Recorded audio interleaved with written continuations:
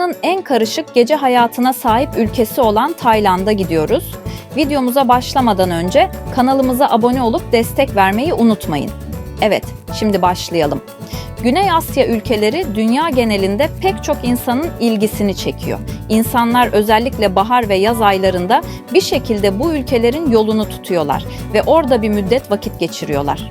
Vietnam gibi eğlencenin tavan yaptığı bir ülke bile buranın yanına sönük kalıyor. O da hepimizin tahmin ettiği üzere Tayland'dır. Güney Asya coğrafyasına tepeden şöyle bir baktığımızda Laos ve Kamboçya gibi ülkelerin Vietnam ve Tayland'ın yanı başında olmalarına rağmen neden sönük kaldığını incelemek gerekir. Özellikle Tayland başkentleri Bangkok ve Pattaya ile bütün dünyaya nam salmış durumda. Son 10 yıl içerisinde gezginlerin bu ülkeleri YouTube gibi mecralar üzerinden dünyaya göstermeleri, onların çekiciliğini ve popülerliğini daha da arttırıyor. Bugün en büyük etkenlerden birisi şüphesiz ki oralardaki hayatını özgürce akıyor olması, insanların istedikleri gibi eğlenebilmesi. Ucuz yemekler ve ucuz konaklamalar geliyor. En büyük dezavantajları ise uçak biletleridir. Öyleyse gelin Tayland'a bir mercek altına alalım. Tayland'ın haritası dünyanın en garip yüz ölçümlerinden bir tanesine sahip. Dünya haritası üzerinden baktığımızda üst kısmında şişkin bir yapısı varken aşağıya doğru harita incelerek uzuyor. Ülkenin sahip olduğu toprak alanı ise hiç de fena değil. Çünkü 513 bin kilometrekarelik bir alanları var. Ve bu alanı ülkemiz üzerinden anlamaya çalışırsak Türkiye'nin 2/3'ü bir tane Tayland yapıyor. Ancak her Güney Asya ülkesinde olduğu gibi Tayland'da bir konuda benzer sorunlar yaşıyor.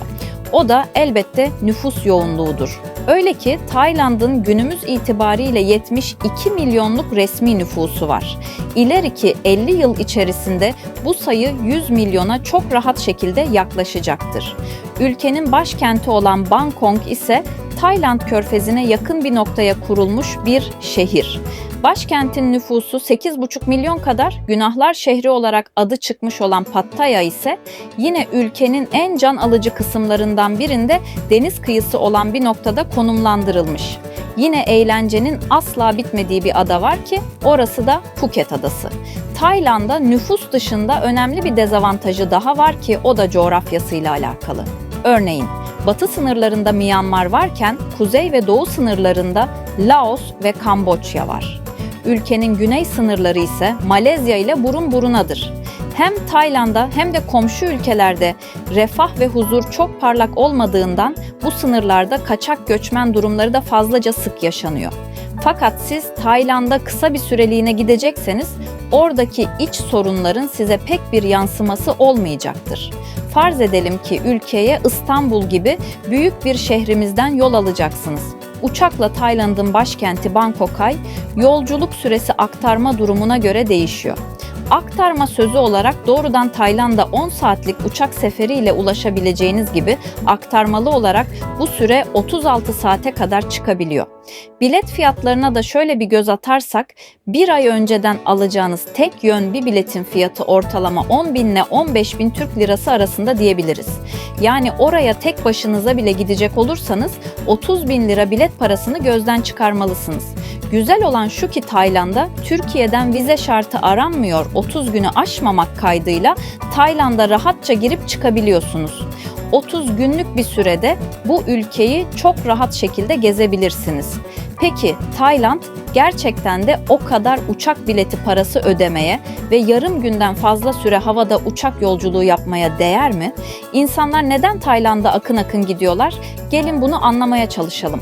Tayland'ın para birimi Tay bahtıdır. Tayland'da öğün başı maksimum 40 TL'ye doyabilirsiniz. 50 TL'ye bile konaklayacak yer bulabilirsiniz. En pahalı alkollü içecekler 30 TL civarında. Ulaşım için tuk-tuk denen araçlar ile istediğiniz yere 10-15 TL'ye gidebilirsiniz. Tayland, diğer bölge ülkeleri gibi son yıllarda sanayi alanında yaptığı yatırımlarla giderek güçlenen bir ekonomiye sahiptir. 500 milyar doları aşan milli geliri ile dünyanın en büyük 20 ekonomisinden biri olma yolunda hızla ilerleyen Tayland, yakaladığı büyüme trendini istikrarlı bir şekilde devam ettirmektedir. Ülkede yoksulluk, işsizlik ve enflasyon rakamları da düşüktür. Sağlam altyapısı ve yatırım odaklı ekonomi politikaları ile Tayland, yatırımcılara da güven vermektedir. Tayland, konaklama, yeme içme ve alışveriş imkanları açısından Türkiye'den daha ucuz bir ülke. Tayland'da sağlık sistemi yalnızca kalifiye ve akredite personel tarafından gerçekleştirilen en modern ve güvenli tedavileri sağlar. Hastane tesisi, JCI'dan akreditasyona sahip olan ve Tayland'da turistler için 5 yıldız benzeri sağlık hizmetleri sağlayan son teknoloji hastaneler bulunmaktadır.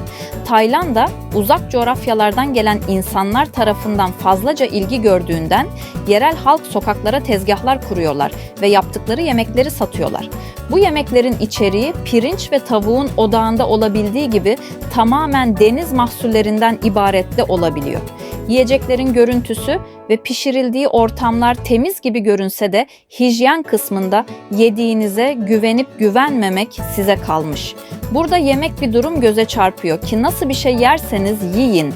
Hemen her yemeğin içine yumurta kırılıyor. Yumurtayı hemen her tezgahta görebilirsiniz. Ancak sokak yemekleri ile alakalı göze takılan başka bir detay daha var. Ülkede sokak yemeği rekabeti epey fazla olduğundan bu işe girişen genç insanlar orta halli kesimlere kıyasla farklı satış stratejilerine de başvurabiliyor. Örneğin yaşlı bir adamın tezgahında çok daha fazla lezzetli bir yemek yiyebilecekken insanlar genç bir kadının tezgahından alışveriş yapmaya yöneliyor. Bunun en büyük sebeplerinden bir tanesi Taylandlı kadınların dışarıya karşı gösterişli bir giyim tarzına sahip olmalarıdır. Tayland'da sokak yemekleri yapan genç kadınlar normalin ötesinde bir makyaja ve giyim şekline bürünüyorlar. Bu durum ülke genelinde o kadar yaygın ki her 3 tezgahtan birinde absürt giyimli kadınlar oluyor. Hatta bazıları düğüne gidiyor gibi giyiniyor. Belki de bu onlar için tamamen alımlı ve çekici, görünmekle alakalı bir durumdur. İnsanların onlara bakması hoşlarına gidiyor olabilir. Bu sayede özgüvenleri yüksek olan mutlu kimseler olarak yaşıyorlardır. Kaldı ki ilgi çektiklerini kendileri de son derece iyi biliyor gibiler. Kadınların bu ülkede bu kadar açık giyinebilmesi dünyanın pek çok yerinde suç oranlarını arttırırken Tayland'da böyle bir sorun yok. Hatta onların giyim tarzı yerel insanlar için garip bir anlam ifade etmiyor. Bu ülkede sokaklarda çıplak bile gezseniz kimse size dönüp bakmıyor bile.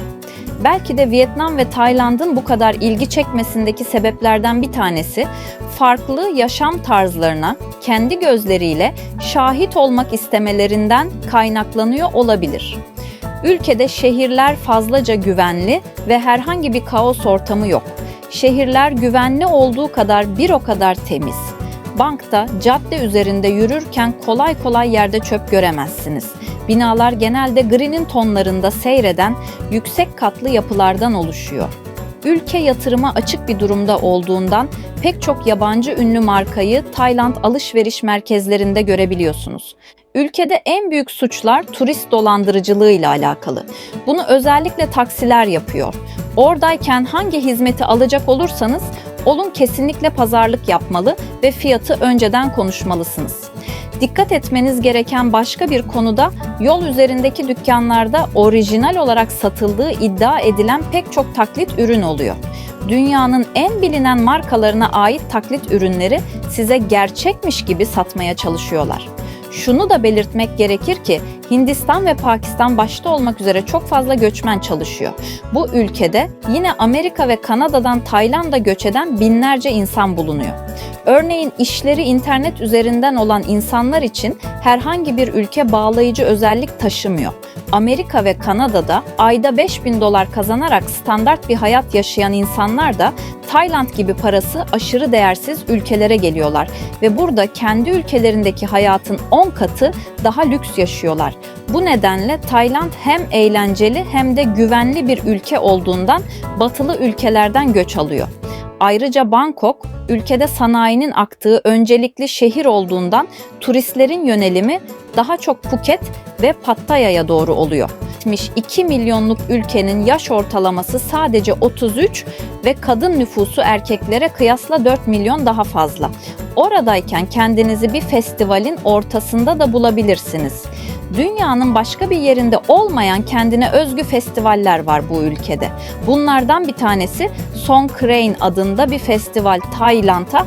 Tay Yeni Yılı bu festivalle kutlanıyor ve sokaklarda herkes birbirine su atıyorlar. Su atmalarındaki amaç o yıl işlenen günahları suyla temizlediklerine inanıyorlar. Örneğin karşınızdaki bir insan sizi su ile yıkadığında, Tay inancına göre günahlarınızdan arınmış oluyorsunuz ve üzerinizdeki şanssızlık kırılıyor.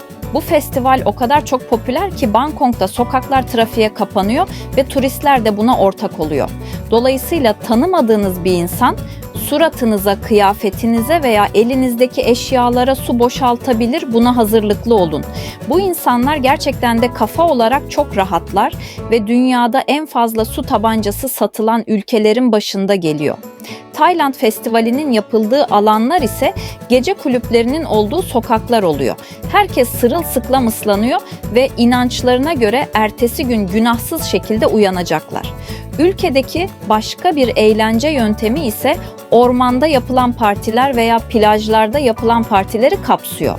Bu partiler genel manada Full Moon Parti olarak geçiyor. Bu partinin en önemli kuralı ise hiçbir kural barındırmaması. Yani açık bir ifadeyle partide her şey serbest. Biri bir köşede ateş yolları yapıyorken biri başka bir köşede çılgınca dans ediyor. Başka biri kendine dövme yaptırıyorken. Kimi ise gecenin karanlığında kendini denize atıyor. Bu partilerde çok fazla alkol tüketiliyor ve bir noktadan sonra herkes kontrolü kaybediyor. Bu partilerde herhangi bir sınır olmadığından orada ilk kez tanışıp eğlenenlerin de sayısı epey fazla. Herkes kendine göre birini buluyor. Öncelikle sizden şunu rica edeceğim. 18 yaşından küçükseniz kapatın bu sayfayı. Oldukça açık o meşhur çılgın Tayland gece kulüplerini, go-go barları, sahil partilerini anlatacağım çünkü. Yıllar yılı kadınlara yapılan tacizlerle ilgili haberleri okudum.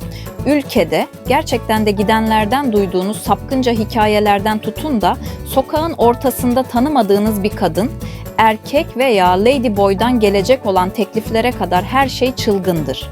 Bir şeyi siz sormadan hemen ben anlatayım. Tayland'da fuhuş durumu, halkın gelir kaynaklarından birisi. Yeri gelmişken sizlere gogo barları da anlatayım. Gogo barlar, Thai'li kadınların cinsel organlarından, çeşitli cisimlerinden pimpon topu, jilet, kuş gibi ürünler takıyorlar. Farklı cinsel oyunların oynandığı çoğuna göre iğrenç, çoğuna göre farklı, çoğuna göre de heyecanlandırıcı yerlerdir. Gelelim ladyboylara. Dünyanın en güzel kadınları Pattaya erkekleridir. Sözünü daha önce duydunuz mu? Bu söz Taylı trans bireyler için söylenmektedir. Yani erkekken ameliyat ile kadın olup hayatlarına o şekilde devam eden kişilere ladyboy diyorlar. Tayland'da çok saygı görürler ve tatil beldelerinin çoğunda özel dans, müzik ve sanat içerikli şovlar düzenliyorlar. Tüm bunların ötesinde Tayland'ın şu ana kadar hiçbir kısmıyla ilgilenmiyorsanız bu ülke gezilecek yer anlamında da mükemmel bir atmosfere sahip.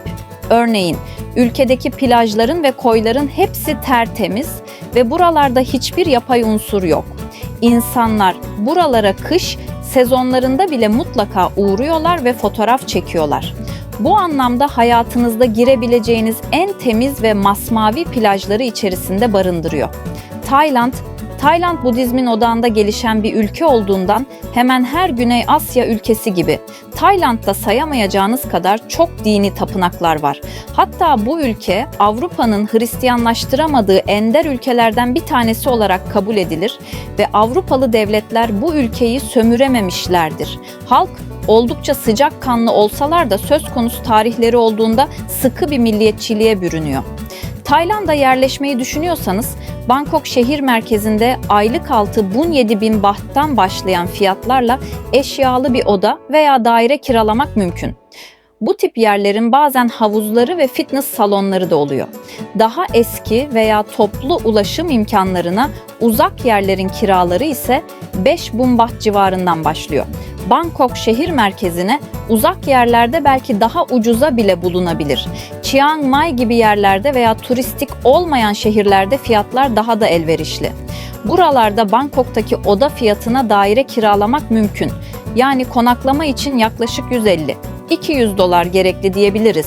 Yemeklerinizi ise Tayların yediği sokak restoranlarından yerseniz oldukça ucuza gelecektir. Geri kalan miktar da diğer harcamalara gidecektir. Tabii bu bütçe mesela gece hayatını biraz kısıtlayabilir ancak temel ihtiyaçlar için 500 dolar yeterli olacaktır. Tayland'da 2023 yılında asgari ücret 9.435 Tayland bahtı, asgari ücret burada yaşamak için yeterli olmayabilir. Fakat netice itibariyle Tayland Asya'da mutlaka görülmesi gereken bir ülke ve sosyal medya sayesinde popülerlikleri uzun bir süre daha dinmeyecek gibi görünüyor. Dünyada farklı milletlerden pek çok insanın tek bir alanda kaynaştığı heyecanın bitmediği bir ülke. Bu tarz videoların daha fazla gelmesini istiyorsanız videoyu beğenebilir ve kanalımıza abone olabilirsiniz. Yeni videoda görüşmek üzere, hoşça kalın.